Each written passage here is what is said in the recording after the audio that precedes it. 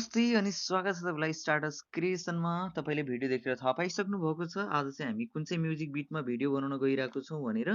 यदि तपाईँले पनि यो म्युजिक बिटमा भिडियो बनाउन चाहनुहुन्छ भने सबैभन्दा सुरुमा चाहिँ आफ्नो मोबाइलमा भएको क्यापकट एप्लिकेसनलाई ओपन गर्नुहोला। क्यापकट एप्लिकेसनलाई ओपन गरिसकेपछि सबैभन्दा सुरुमा तपाईँले न्यू प्रोजेक्टमा जानुपर्ने हुन्छ। त्यसपछि तपाईँ फोटोमा जानुहोला। फोटोमा गइसकेपछि तपाईँले आफ्नो मोबाइलमा भएको फोटोहरूलाई चाहिँ सिलेक्ट गर्नुहोला। यो म्युजिक बिटको लागि चाहिँ तपाईँसँग 9 वटा फोटोहरू आवश्यकता पर्नेछन् है। 9 वटा फोटोहरूलाई सिलेक्ट गरेर एड बटनमा क्लिक गर्नुहोला। एड बटनमा क्लिक गरिसकेपछि सबैभन्दा सुरुमा चाहिँ हामीले यसमा चाहिँ रेसियो चुज गर्नुपर्ने छ। त्यसको लागि थोरै साइडमा सार्नुहोस् अनि रेसियोमा जानुहोस् र रेसियोमा गइसकेपछि अहिले चाहिँ हामी 16:9 को रेसियोमा राख्छौँ है। त्यसपछि यसलाई हामीले ओके गर्छौँ र इमेजमा क्लिक गर्नुहोस्। इमेजलाई पनि हामीले 9:16 को रेसियो नभइकन 16:9 को रेसियोमा राख्नेछौँ। त्यसको लागि एडिटमा जानुहोस् र यसलाई रोटेट गर्नुहोस् र नेक्स्ट इमेजमा क्लिक गर्नुहोस्। यसलाई पनि रोटेट गर्नुहोस्। नेक्स्ट इमेज रोटेट सबैलाई तपाईँले यसरी यसलाई चाहिँ रोटेट गर्नुपर्ने हुन्छ है। किन भन्दाखेरि एनिमेसन राख्नलाई सजिलो हुन्छ नि त, हो त्यसको लागि हो। र लास्टमा आउनुहोस्, यहाँनिर हामीसँग वाटरमार्क रहेको छ, यसलाई चाहिँ डिलिट गर्नुहोस् है। क्यापकटको वाटरमार्कलाई डिलिट गरिसकेपछि यसमा चाहिँ हामीले अडियोलाई एड गर्नुपर्ने हुन्छ। त्यसको लागि एड अडियोमा जानुहोस्। त्यसपछि तपाईसँग यदि तपाईँले मैले दिएको लिङ्कबाट डाउनलोड गर्नुभएको हो भने चाहिँ तपाईँले त्यो भिडियोलाई एक्सट्र्याक्टेडमा क्लिक गर्नुपर्ने हुन्छ है। त्यो भिडियोबाट चाहिँ हामीले MP3 मा ल्याउनु पर्ने छ नि त, हो त्यसको लागि चाहिँ एक्सट्र्याक्टेडमा क्लिक गर्नुहोस् र यसमा गइसकेपछि तपाईँको मोबाइलमा भएको म्युजिकलाई चाहिँ यसमा एड गर्नुपर्ने हुन्छ। जस्तै मेरो यो इमेज रहेको छ है, यसलाई क्लिक गऱ्यौँ र इमेज हुन्छ म्युजिक भिडियो यसरी ल्यायौँ है। यसरी ल्याइसकेपछि अब चाहिँ मैले यसमा चाहिँ साउन्डलाई चाहिँ म्युट गर्नेछु। किन भन्दाखेरि मेरो यसमा चाहिँ कपिराइट क्लेमहरू आउन सक्छ है, त्यो भएको कारणले हो। र तपाईँले चाहिँ म्युट नगर्नुहोला। मैले यसको ड्युरेसनलाई पनि नोट गरेर राखेको छु है र मैले माथि पनि नोटहरू राखिदिएको छु ड्युरेसनको, तपाईँले त्यहाँबाट पनि हेरेर नोट गर्न सक्नुहुन्छ। र तपाईँले यदि यो म्युजिक बिट चाहिँ डाउनलोड गर्न चाहनुहुन्छ भने तल डिस्क्रिप्सनमा लिङ्क राखिदिएको छ, त्यहाँबाट डाउनलोड गर्नुहोला। यदि डाउनलोडमा कुनै पनि प्रब्लम आइरहेको छ भने तपाईँले फेसबुकको लिङ्क पनि भेट्न सक्नुहुन्छ। फेसबुकमा गएर पनि तपाईँले म्यासेज छोड्न चाहिँ सक्नुहुन्छ है त। र अब चाहिँ हामी फर्स्ट इमेजको ड्युरेसन मिलाउनतर्फ लाग्नेछौँ। फर्स्ट इमेजको ड्युरेसनको लागि चाहिँ हामी 9:16 को रेसियो राख्ने 1.9 को रेसियोमा राख्नेछौँ है। 1.9 को ड्युरेसन राख्नुहोस्। त्यसपछि सेकेन्ड इमेजमा आउनुहोस्। यो इमेजमा चाहिँ हामीले 1.6 राख्नुपर्ने छ र यसमा पनि क्लिक गर्नुहोस् र यसको ड्युरेसन पनि हामीले 1.9 राख्नुपर्ने हुन्छ। त्यस्तै गरी 1.6 है, 1.6 है, यसलाई चाहिँ 1.6 राख्नुपर्ने छ थर्ड इमेजलाई। अनि त्यसपछि नेक्स्ट इमेजमा आउनुहोस्। यो इमेजको ड्युरेसन चाहिँ हामीले 1.2 युज गर्नेछौँ, 1.2। त्यस्तै गरी फेरि नेक्स्ट इमेजमा आउनुहोस् र यो इमेजको ड्युरेसन चाहिँ तपाईँले 2.1 राख्नुपर्ने हुन्छ है। र नेक्स्ट इमेजमा आउनुहोस्। नेक्स्ट इमेजमा आइसकेपछि यसमा पनि हामीले 1.6 नै युज गर्नेछौँ र यसमा पनि क्लिक गर्नेछौँ 1.6 है।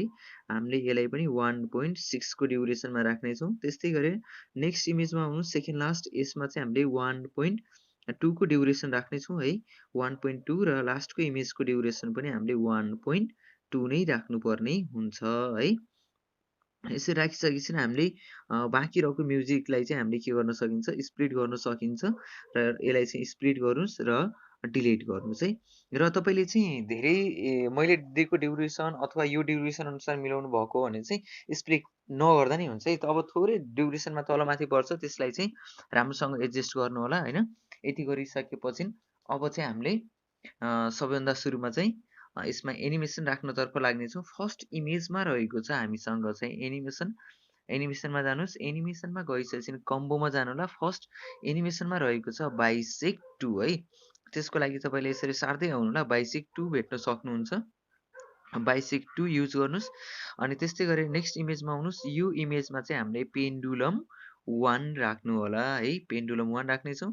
त्यस्तै गरेर नेक्स्ट इमेजमा आउनुहोस्। नेक्स्ट इमेजलाई पनि हामीले पेन्डुलम 1 नै राख्नेछौँ र यो इमेजमा क्लिक गर्नुहोस्। यो इमेजमा गएर चाहिँ तपाईँले बाइसेक 2 युज गर्नुपर्ने हुन्छ है। फेरि यसमा पनि र यसलाई चाहिँ हामीले बाइसेक 2 इफेक्ट युज गर्नेछौँ। त्यस्तै गरेर नेक्स्ट इमेजमा आउनुहोस्। यो इमेजमा पनि हामीले पेन्डुलम नै युज गर्नेछु। यदि तपाईँले पेन्डुलम युज नगरेर उबल युज गर्नुहुन्छ भने उबल पनि राख्न सक्नुहुन्छ है। मैले चाहिँ यसमा पेन्डुलम नै राख्यौँ र त्यस्तै गरेर फेरि नेक्स्ट इमेजमा आउनुहोस्। यसमा पनि पेन्डुलम राख्नेछौँ। यसमा पनि हामीले पेन्डुलम नै राख्नेछौँ है। र सेकेन्ड लास्ट इमेजमा हेर्नुहोस्। यसमा चाहिँ हामीले बाइसेक्ट 2 इफेक्ट युज गर्नेछौँ है। यसलाई पनि बाइसेक्ट 2 राख्नुहोस् सेकेन्ड लास्ट, अनि लास्टको इमेजलाई चाहिँ हामीले पेन्डुलम 1 राख्नेछौँ है। पेन्डुलम 1 को लागि चाहिँ हामी यहाँनिर पेन्डुलम 1 र ओके। मैले चाहिँ थोरै लास्टमा यहाँनिर साउन्ड चाहिँ अनम्युट गऱ्यौँ है। यसलाई चाहिँ ओके, यसरी हामीले चाहिँ राखेको छौँ। मैले चाहिँ साउन्डलाई फेरि म्युट गऱ्यौँ है। म्युट गरिसकेपछि अब चाहिँ हामीले लास्टमा कुनै पनि एनिमेसनहरू राख्न चाहनुहुन्छ भने एनिमेसनहरू राख्न सक्नुहुन्छ है। यसमा चाहिँ हामीले एनिमेसनहरू सेट गर्न सक्छौँ। सरी, इफेक्टहरू। त्यसको लागि थोरै ब्याक आउनुहोस् र इफेक्टमा जानुहोस्। इफेक्टमा गइसकेपछि तपाईँले भिडियो इफेक्टबाट राख्नुपर्ने हुन्छ है। मैले चाहिँ यसमा मेटर इफेक्ट युज गर्नेछु है। मेटर इफेक्टको लागि चाहिँ तपाईँले यसरी थोरै साइडमा सार्न सक्नुहुन्छ है।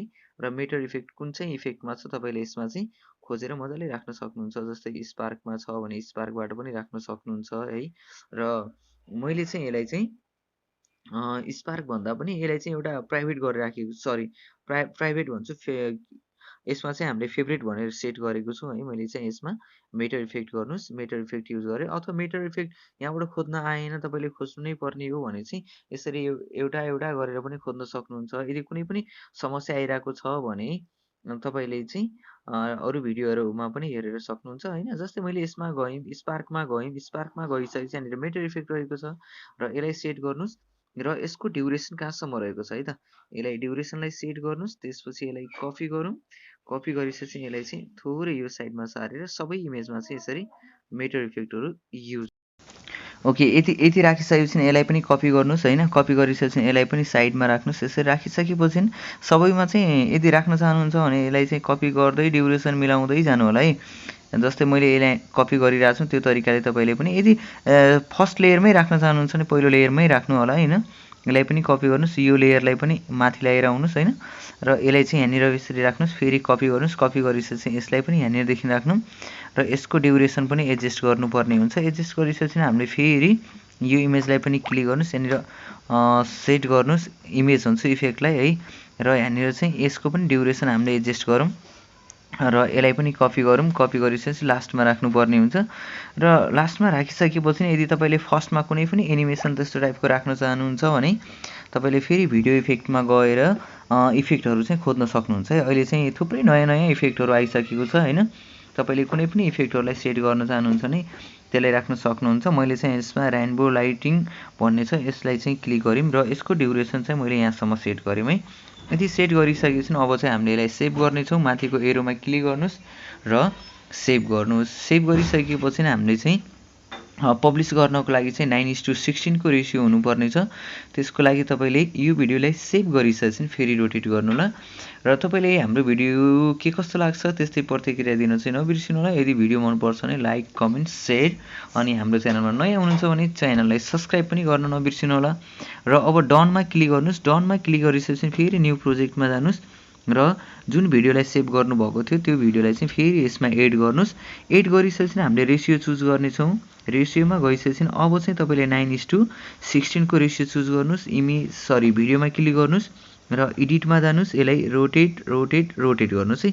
यति रोटेट गरिसकेपछि अब चाहिँ हामीले टिकटकको रेसियोमा राखिसकेको छौँ।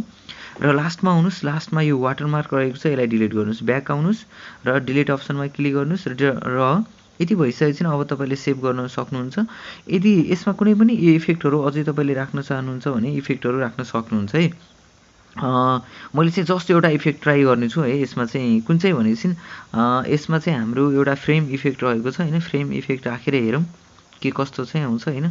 त्यो अनुसार चाहिँ हामीले यसमा इफेक्टहरू युज गर्न सकिन्छ। हाम्रो यसमा frame frame frame frame frame यसलाई चाहिँ अब कुन चाहिँमा छ है। अहिले चाहिँ नयाँ अपडेट भएको छ, अलिकति चाहिँ खोज्नलाई चाहिँ अलिकति गाह्रो हुन्छ है।